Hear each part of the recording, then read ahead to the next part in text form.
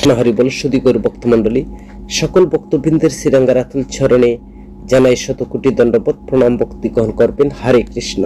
আজকে আমরা আস্বাদন করব শ্রীমদ্ ভগবত গীতার আলোকে শুদ্ধ ভক্তির বিষয়ের সার কথা কি, ভগবান ভগবত গীতায় কিভাবে আমাদেরকে ভক্তি যুগের জ্ঞান প্রদান করছেন, ভক্তির মাধ্যমে কৃষ্ণকে কিভাবে স্মরণ করা, এমন শুদ্ধ ভক্তি যুগের ফল কি, জড়জগতের সাথে ভগবান শ্রীকৃষ্ণের পর ধামের যে তুলনা সম্পর্কে তিনি বর্ণনা করছেন, শুদ্ধ ভক্তি যুগের অনন্য স্থিতি সম্পর্কে ভগবান আমাদেরকে যে ভগবত গীতায় জ্ঞান প্রদান করেছেন, আমরা সেই ভক্তির বিষয়ে সম্বন্ধে ভগবান যে বাণী আমাদেরকে প্রদান করেছেন, ভগবানের মুখশ্রিত বাণী শ্রীমদ্ ভগবত গীতার 8ম অধ্যায় 14 নং শ্লোকে সেখানে আমরা দেখতে পাচ্ছি ভগবান শ্রীকৃষ্ণ তিনি অর্জুনকে জ্ঞান প্রদান করছেন সকল জীবের জন্য, কিভাবে ভক্তির মাধ্যমে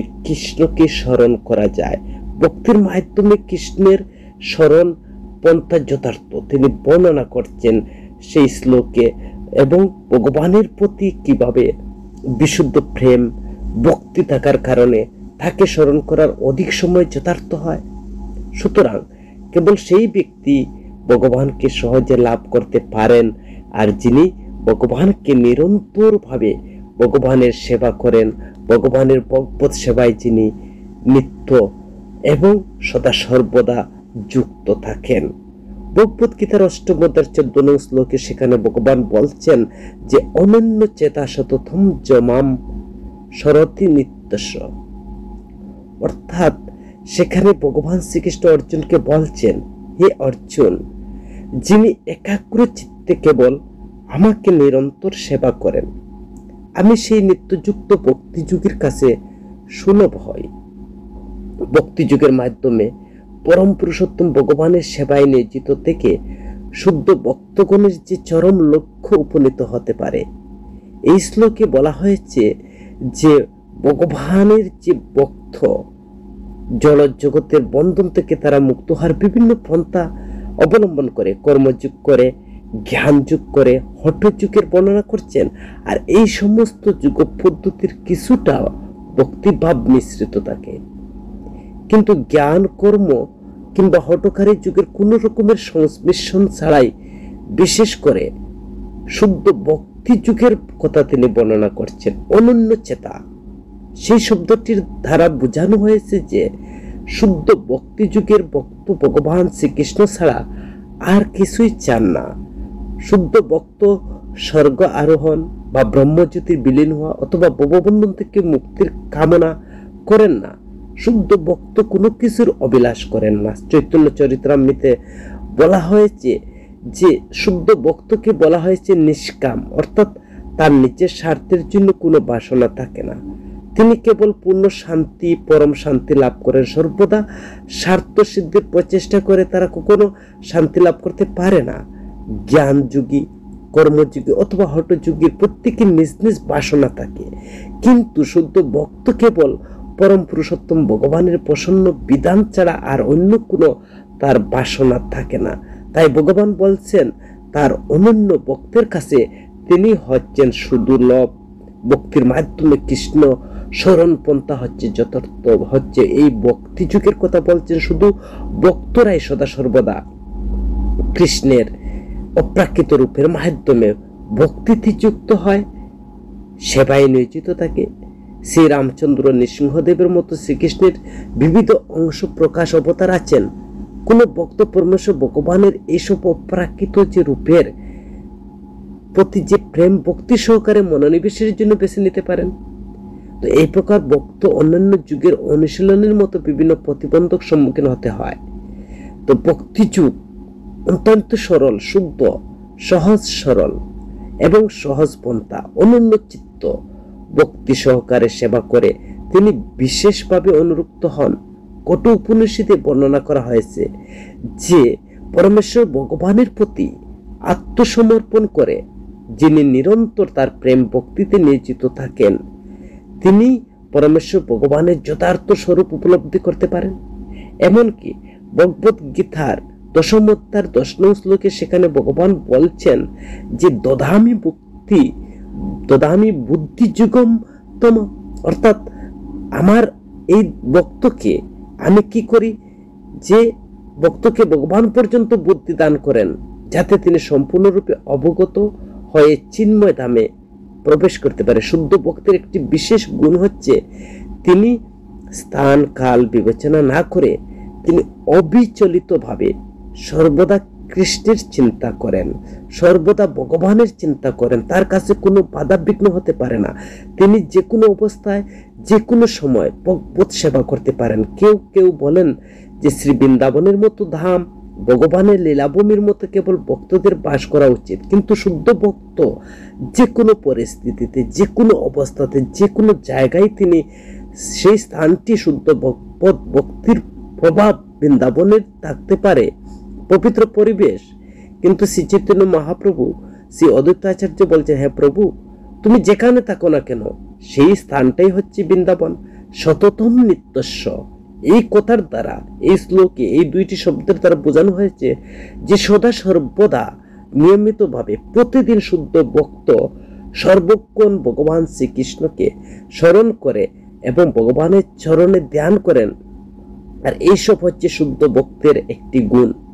আর এই অনন্য ভক্তির ফলে ভগবান বলছেন, আমি তার কাছে সুদুর্লভ হয়ে থাকি। এমন শুদ্ধ ভক্তি যুগের ফল কি ভগবান তিনি পরবর্তী শ্লোকে বলছেন, ভগবত গীতার 8ম অধ্যায় 15 নং শ্লোকে বলছেন যে এই ভক্তি যুগের কি ফল জানো?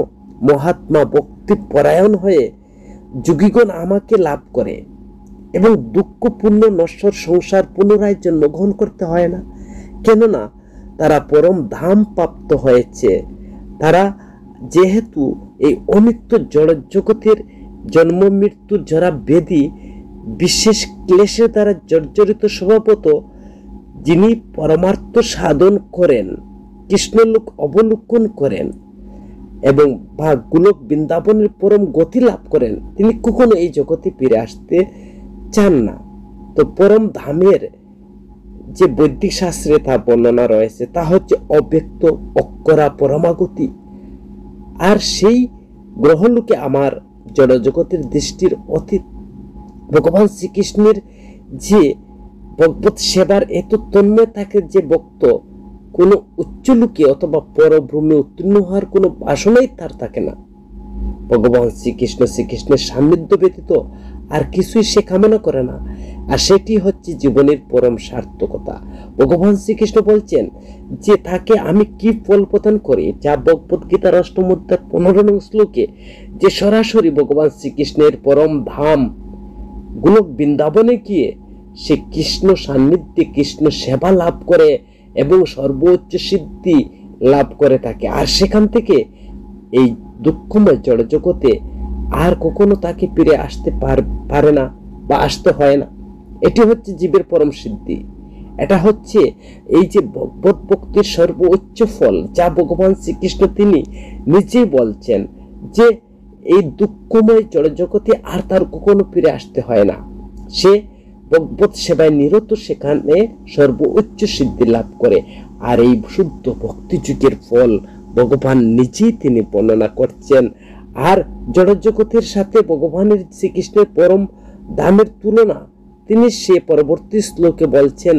ভগবান বলছেন যে 8ম অধ্যায়ের 16 নং শ্লোকে আব্রহ্ম যে লোকাশ্চ, ব্রহ্ম লোকাশ্চ, যে আমার যে জগতে যদি কোনো জীব যায় সেখান থেকে তার কোনো পতন হয় না। হে অর্জুন, তোমাকে এটা মনে রাখতে হবে। এবং তোমাকে আমি জানাচ্ছি, ভগবান শ্রীকৃষ্ণ জোর করে বললেন, এই ভুবন থেকে ব্রহ্মলোক পর্যন্ত সমস্ত লোকই পুনরাবর্তনশীল, অর্থাৎ পুনর্জন্ম হয়। কিন্তু হে কুন্তে, আমাকে প্রাপ্ত হলে আর পুনর্জন্ম হয় না। ভগবান সেখানে এই শুদ্ধ ভক্তি যুগের কথা বলে এবং তার ফলের কথা বলেই তিনি তার পরবর্তী স্থানের কথা বলছেন। ভগবান তিনি তার অত্যন্ত গোপনীয় বিষয়গুলো তিনি বর্ণনা করছেন। আমাকে প্রাপ্ত হলে আর পুনর্জন্ম হয় না। কর্ম জ্ঞান বা যুগ সাধনকারী যুগী ভগবান শ্রীকৃষ্ণের দিব্য ধামে প্রবেশ করতে হলে পরিশেষে কৃষ্ণ চিন্তায় বা ভগবত সেবায় বা ভক্তি যুগের দ্বারা মাধ্যমে সে পূর্ণতা লাভ করে। ভগবান শ্রীকৃষ্ণের যে এই দিব্যধামে এক প্রবেশ করে আর এই জড় জগতে সে আসতে হয় না। এই জগতের সর্বোচ্চ লোকের অথবা দেবলোকে প্রবেশ করলেও জন্ম মৃত্যুর চক্রের অধীনে থাকতে হয়। মর্তবাসী যেমন উচ্চ লোকের উন্নীত হয়, তেমনি ব্রহ্মলোক, চন্দ্র, ইন্দ্রলোক আদিবাসীরা এই গহলোকে পতিত হয়। ছান্দোক্য উপনিষদে উল্লেখিত আছে, পঞ্চাগ অগ্নি বিদ্যা নামক যজ্ঞ অনুষ্ঠানের দ্বারা যে কেউ ব্রহ্মলোকে উন্নীত হতে পারে। কিন্তু ব্রহ্মলোকে যদিও তিনি কৃষ্ণ বা ভগবত ভক্তি অনুশীলন না করেন, তাকে আবার এই পৃথিবীতে আসতে হবে। তো ভগবান শ্রীকৃষ্ণ তিনি বলছেন আমার লোকে গেলে আর তাকে এই জগতে আসতে হয় না, সে চিন্ময় ধাম লাভ করবে। তো এই বিষয়ে ভগবত গীতার যে ব্রহ্মাণ্ড সহ যে এই জড় জগতের ব্রহ্মাণ্ডের প্রলয়ের পর নিরন্তর কৃষ্ণ চিন্তা ভাবনায় ভাবিত ব্রহ্মা এবং তার ভক্তগণ তার ইচ্ছা অনুসারে পরব্রহ্মে অবস্থিত অপ্রাকৃত ব্রহ্মাণ্ডের বিশেষ বিশেষ চিন্ময় গ্রহলোকে তারা স্থানান্তরিত হন। ভগবান সেখানে ভগবত গীতার যে এই জড়জগতে নিম্নলোক থেকে সর্বোচ্চ লোক পর্যন্ত সবই কি হচ্ছে, অনিত্য দুঃখময় জন্ম মৃত্যুর জরা বেদির অধীন। কিন্তু শাশ্বত চিন্ময় পরব্রহ্মে কেউ একবার প্রবেশ করলে তাকে আর কখনো এই জগতে আসতে হয় না। আর এই পরম ধাম অব্যক্ত বা জড়জগতের দৃষ্টির অতীত, অক্ষর অক্ষর বলতে অনির্বচনীয় ব্যাখ্যাতীত বা পরমাগতি বা পরম গতি মহাত্মাগণ সর্বোচ্চ গতি বলে বর্ণনা করছেন। জড়জগতের সাথে ভগবান শ্রীকৃষ্ণের যে পরম ধামের তুলনা তিনি সেখানে বর্ণনা করছেন। শুদ্ধ ভক্তি যুগের হচ্ছে অনন্য স্থিতি, শুদ্ধ ভক্তি হচ্ছে অনন্য স্থিতি, অনন্য চিন্তা। এর মানে হচ্ছে যে ভগবানের শ্রীকৃষ্ণের বিধিবিধান ছাড়া আর কোনো বাসনা থাকবে না, এটি শুদ্ধ ভক্তির লক্ষণ। আর তার ভজন, তার জ্ঞান, কর্ম, অষ্টাঙ্গ যুগের হঠকারিতা কোনো সংমিশ্রণ তার থাকবে না। যিনি প্রেম ভক্তি সহকারে পরমেশ্বর ভগবানের সেবায় সদা সর্বদাই যুক্ত, পরমেশ্বর ভগবান শ্রীকৃষ্ণ তার কাছে সুদুর্লভ হয়ে যান। কারণ ভগবত সেবার কোনো প্রকার জড় প্রতিবন্ধকতা থাকে না। ভক্তি যুগের উন্নতি লাভের আন্তরিক বাসনা তাদের একমাত্র যোগ্যতা হচ্ছে যে জ্ঞান। অষ্টাঙ্গ যুগে উন্নীত হয়ে পূর্ব জ্ঞান বৈরাগ্য অনুকূল পরিবেশের উপর ভক্তি যুগে শ্রীকৃষ্ণ বুদ্ধি দান করেন। দধামি বুদ্ধিযুগম কর্মী ইন্দ্রিয় উপভোগের বাসনা করে, জ্ঞানী কি করে, জড়জাগতিক দুঃখ দুর্দশা থেকে মুক্তি চায় আর যুগে যুগ বলে কামনা করে। আর শুদ্ধ ভক্ত কেবল ভগবানের সুখ আনন্দ বিধান করতে চান এবং তিনি নরকে যেতে প্রস্তুত। চৈতন্য চরিতামৃতে বলেন নিষ্কাম ব্যক্তি প্রকৃত শান্তি লাভ করেন।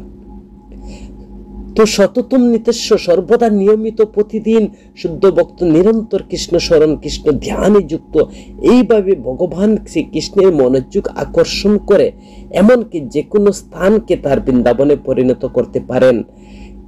আর ভক্ত ভগবানের মধ্যে যে ভাবের বিনিময় হবে, শুদ্ধ ভক্ত শাস্ত্র মেনে ভগবানের যে সাথে যে আন্তরিক অনাবিল প্রেমের নিবিড় সম্পর্ক হবে, ভাবের আদান প্রদান হবে, শুদ্ধ ভক্ত শান্ত দাস্য সাক্ষ্য বাৎসল্য মাধুর্য ভাবে তাদের বন্ধনের সাথে সংযুক্ত থাকবে এবং আবদ্ধ থাকবে। এই কারণেই ভক্ত ভগবানের কখনো পরস্পরকে ভুলেন না।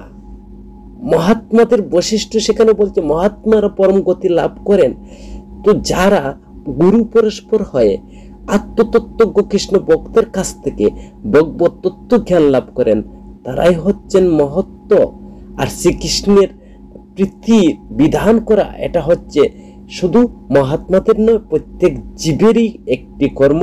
আর প্রত্যেক জীবেরই পরম সিদ্ধি হচ্ছে ভগবান শ্রীকৃষ্ণকে লাভ করা আর ভগবানের প্রীতি বিধান করা। সুতরাং শুদ্ধ ভক্তির বিষয়ে সার কথা হচ্ছে শুদ্ধ ভক্তির অধিকারী ব্যক্তি নিরন্তর কৃষ্ণ চিন্তায় মগ্ন থাকেন আর অবিচল নিষ্ঠার সাথে তিনি ভগবত সেবায় যুক্ত থাকেন, মৃত্যুর পর নিত্য আনন্দময় ভগবত ধাম লাভ করেন, আর এই দুঃখপূর্ণ জগতে আর কখনো আসতে হয় না। এটাই হচ্ছে শুদ্ধ ভক্তির বিষয়ের সার কথা। ভগবত গীতায় ভগবান শ্রীকৃষ্ণ যে 8ম অধ্যায় 14 থেকে 16 নং শ্লোকে সেখানে শুদ্ধ ভক্তির কথা সেখানে তিনি বর্ণনা করছেন এবং শুদ্ধ ভক্তির যুগের ফল প্রদান করছেন, আর শুদ্ধ ভক্তির মাধ্যমে কিভাবে কৃষ্ণকে স্মরণ করা যায়। হরে কৃষ্ণ